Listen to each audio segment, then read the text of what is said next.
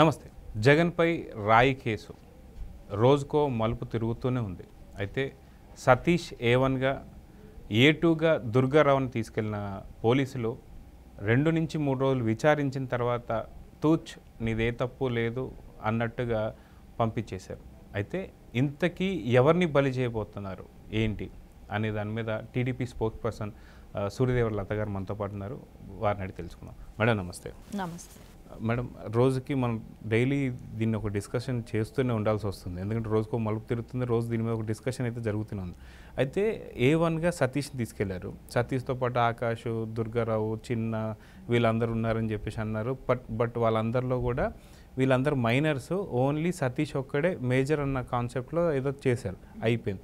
ఇది అయిన తర్వాత దుర్గారావుని మళ్ళీ తీసుకెళ్ళి ఇది బోండా ఉమా గారి అనుచరుడు అని చెప్పి తెలిసి తను టీ తాగుతుంటే తీసుకెళ్ళినటువంటి అతను 2-3 రోజులు పెట్టుకొని 2-3 రోజుల తర్వాత తూచ్ మాకు నీకేం సంబంధం లేదన్నట్టు పంపించేశారు. సో ఇలాంటి సందర్భంలో రేపొద్దున ఇంకేమైనా బలి చేయబోతున్నారా, లేదా సతీష్ కూడా రిలీజ్ అయ్యే అవకాశాలు ఎక్కువ ఉన్నాయంటారు? దీని మీద మీ విశ్లేషణ ఏంటి? ఇక్కడ ఇంకా బలి చేయడానికి ప్రయత్నించేవాళ్ళు, కానీ అక్కడ ఎక్కడ కొంచెం కూడా సాక్ష్యాధారాలు లేవు. సో అంతా వ్యతిరేకంగానే ఉంది. వాళ్ళు ఎవరు చేసినట్టు పక్కాగా సాక్ష్యాధారాలు దొరకపోవడం ఒకటి. ఇంకోటి ఏంటంటే సో ఎలక్షన్ కోడ్ ఉంది, ఇప్పుడు ఏమీ చేయలేని పరిస్థితి. ఇంకాక 20 రోజుల్లో ఎలక్షన్స్ ఉన్నాయి. మనం ఏం చేస్తే ఏమవుద్దని ఒక భయం. ఎందుకంటే ప్రజలు ఇప్పటికే వ్యతిరేకత బాగా స్టార్ట్ అయ్యింది. సో అమాయకులు తీసుకెళ్ళి శిక్షించారు అని బీసీల వాళ్ళందరూ కూడా ఏకమవటం జరిగింది. బీసీలందరూ కూడా వడ్డరి కులం వాళ్ళే కాదు, ఇంకా బీసీలందరికీ కూడా వాళ్ళు కూడా 40 లక్షల మంది దాకా మన ఏపీలో మొత్తం ఆ సామాజిక వర్గం ఉందన్నట్టు అంటున్నారు. సరే, అదే కాకుండా ఇంకా బీసీలందరూ కలిస్తే ఎంతమంది అవుతారు? సో వాళ్ళలో వ్యతిరేకత బాగా వస్తుండే కొద్దికి భయపడటం జరిగింది. సో అది కూడా కాకుండా సతీష్ని తీసుకెళ్ళటం, 307 పెట్టడం, అటెంప్ట్ టు మర్డర్ కింద పెట్టడం, అతనికి ఒకవేళ శిక్ష నిరూపణ అయితే 7 సంవత్సరాలు జైలు శిక్ష అవుతుంది. దుర్గారావుని A2 అనటం, సరే అతను ఒక టీ షాప్లో ఉంటే పట్టుకెళ్ళి ఆయన ఇన్వెస్టిగేషన్ చేయటం, 4 రోజులు పెట్టుకోవటం, 4 రోజులు కూడా ఆయన నీకు బొండం ఉమ్మగారు చేయమన్నారా, మీరు చెప్పండి, నువ్వు చెప్పు అని అడగటం, లేకుంటే తెలుగుదేశం లీడర్లు ఏమైనా చెప్పారా అని అంటాం. నువ్వు తెలుగుదేశంలో యాక్టివ్గా ఉంటావంట కదా, నువ్వు తెలుగుదేశంకి పనిచేస్తావంట కదా అని అడగటం. అతనేమో నేను తెలుగుదేశంలో యాక్టివ్గా ఉంటాను, కానీ నేనే చేయనప్పుడు నేను ఎవరి పేరో నేను ఎందుకు చెప్పాలి, నాకే సంబంధం లేదన్నప్పుడు నేను ఎవరి పేరైనా నేను ఎట్లా చెప్తాను, ఎవరు కూడా నాకు అలాంటివి చెప్పలేదు, నాకు ఇన్వాల్వ్మెంట్ నాది లేదు, నాకు సంబంధం లేని విషయం నన్ను ఎందుకు తీసుకొచ్చారు అని అతను గట్టిగా ప్రశ్నించటమే కానివ్వండి. నా తప్పు లేదు, నా ఫోన్స్ చెక్ చేసుకోండి, నేను చేసిన తప్పేంటి, అది సాక్ష్యాలు ఏమైనా ఉంటే చూపెట్టండి అని కొంచెం గట్టిగా అతను కూడా మాట్లాడటం.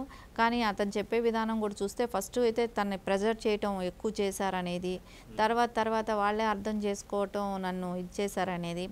వాళ్ళకి సంబంధించిన లాయర్ చెప్పే విషయం ఏంటంటే అక్కడ పోలీసులు కూడా 2 ఇదిగా చీలిపోయారని.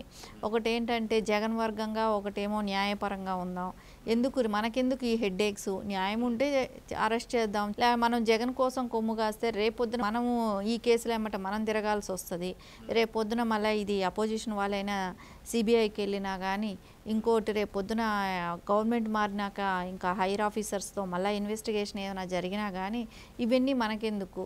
సో మన ఉద్యోగం న్యాయపరంగా ఏదైతే మనలో ఉంటుందో, మనకు చట్టపరంగా ఏదైతే ఉంటుందో దాని ఎవిడెన్స్ ఏమి దొరుకుతాయో దాని ప్రకారం మనం నడుచుకుందామనే ఒక ఉద్దేశంతోనే వాళ్ళు దుర్గారావు గారిని విడుదల చేయడం జరిగింది. ఇంటికి తీసుకొచ్చి దింపి పెట్టి వెళ్ళారు చక్కగా. అంటే ఇప్పుడు సతీష్ విషయం ఏంటి, సతీష్ ఏం చేశాడు, సతీష్ చేశాడు అనటానికి ఎవరు చెప్తే చేశాడనేది ఇప్పుడు ఎవరిని పట్టుకోవాలి. దాన్ని చూసిన సాక్షులు ఉన్నారని చెప్తున్నారు కదా, అది కూడా బస్సులో ఎక్కిన పెద్ద నాయకులందరూ సతీష్ కొట్టేటప్పుడు చూశారు అని అన్నారు కదా, ఇప్పుడు ఆ సాక్షులు ఏం చెప్తారు? ఈ సతీష్ది కూడా అయితే ఫేక్ కేసే కదా, సతీష్ని కూడా అన్యాయంగా ఇరికించారనేదే ఇప్పుడు ప్రజలందరి దృష్టి కూడా. సతీష్ విషయం ఏంటి, రేపొద్దున సతీష్ కూడా రిలీజ్ చేయాల్సిందే, ఎందుకంటే చేయని తప్పుకి సతీష్ని ఎందుకు శిక్షిస్తారు? మీ సెంటిమెంటు, డ్రామా ఇవన్నీ క్రియేట్ చేయటం కోసం, అపోజిషన్ లీడర్ మీద నెట్టడం కోసం. ఎందుకంటే సెంటిమెంట్ అంటున్నానంటే ఇక్కడ కోడికత్తిది సక్సెస్ అయింది కదా, అప్పుడు ఆయన మీద గులకరాయి పోయారు, వాళ్ళు నన్ను అనేది ఎట్లయితే ఇచ్చేస్తున్నాడో అప్పుడు కోడికత్తితో చంపేయబోయారని చెప్పాడు.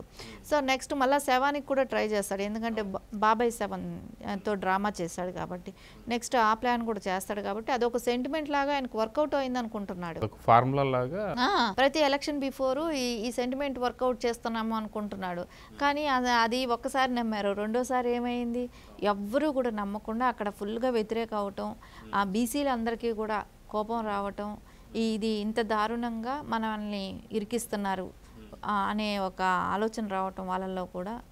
ఏదేమైనా కూడా జగన్మోహన్ రెడ్డికి ఇప్పుడు బీసీలు సతీష్ని తీసుకెళ్ళి సో మళ్ళీ ఎందుకు తలనొప్పి నెత్తిన పెట్టుకున్నాం, ఇప్పుడు దాన్ని ఎలా మనం ప్రూవ్ చేస్తాం, దానిలో నుంచి బయట ఎట్లా వస్తాం, దీంతో ప్రచారానికి కూడా వెళ్ళడు, ఇంకో 2 రోజులు రెస్ట్ తీసుకుని ఆలోచించాలేమో. ఎందుకంటే ఇప్పుడు సతీష్ని ఎందుకు అరెస్ట్ చేసావు, సతీష్ ఎవరు చెప్తే చేశాడు, నువ్వు తీసుకెళ్ళిన దుర్గారావునే నిర్దోషని వదిలేశారు.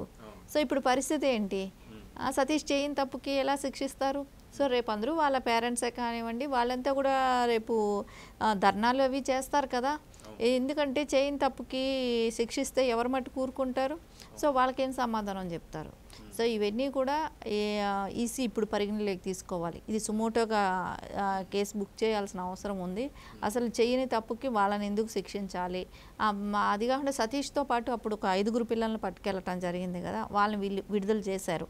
కానీ ఒక మైనర్ పిల్లల్ని అందరినీ కూడా ఈ రకంగా హింసించటం ఏంటి, వాళ్ళకి అసలు అంటే మన రాజ్యాంగం మీద ఆ వయసు పెరిగే పిల్లలకి ఉండాల్సిన భరోసాని మనం ఎంత దుర్వినియోగం చేస్తున్నాం, వాళ్ళకి మన ఇండియన్ రాజ్యాంగం పట్ల భయం వచ్చేటట్టు చేస్తున్నారు ఆ వయసు పిల్లలకి.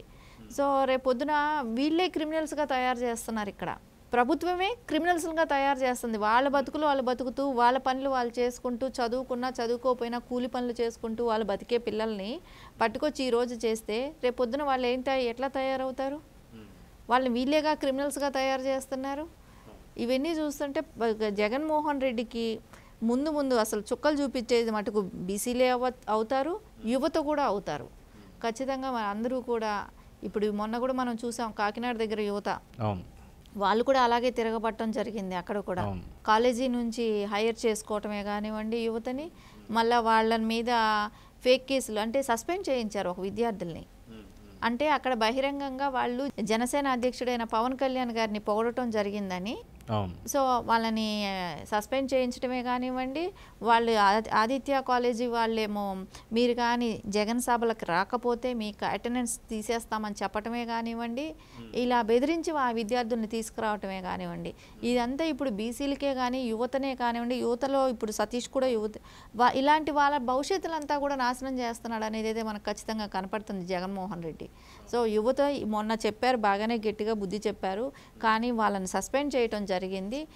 అయినా యువత వాళ్ళు చెప్తున్నారు మాకేంటి రాజకీయాలతో అవసరం ఏంటి, అది సోషల్ మీడియాలో వైరల్ అయ్యిందని చెప్పి ఆ పిల్లాన్ని సస్పెండ్ చేశారు కాలేజీ నుంచి. మాకేమో అవసరం, మేము మమ్మల్ని ఇక్కడ బలవంతంగా తీసుకొచ్చింది యాజమాన్యం, మాకు అసలు ఇక్కడ సభకు రావాల్సిన అవసరం లేదు, మేము వస్తేనే మాకు అటెండెన్స్ ఉంటుంది, రాకపోతే అటెండెన్స్ లేకుండా చేస్తామని అన్నారు. ఆ భయపడి మేము వచ్చాము అని చెప్పి వాళ్ళు చెప్తున్నారు. అలాంటప్పుడు అలాంటి పిల్లల్ని అందరినీ చదువుకునే పిల్లల్ని మైనర్ పిల్లల్ని అందరి మీద వాళ్ళ మీద కేసులు పెట్టడం, వాళ్ళని ఎడ్యుకేషన్ పాడు చేయటమే కానివ్వండి, ఇవన్నీ చూస్తుంటే జగన్మోహన్ రెడ్డి పైచాచకం వేరే లెవెల్లో ఉందనేది అనిపిస్తోంది.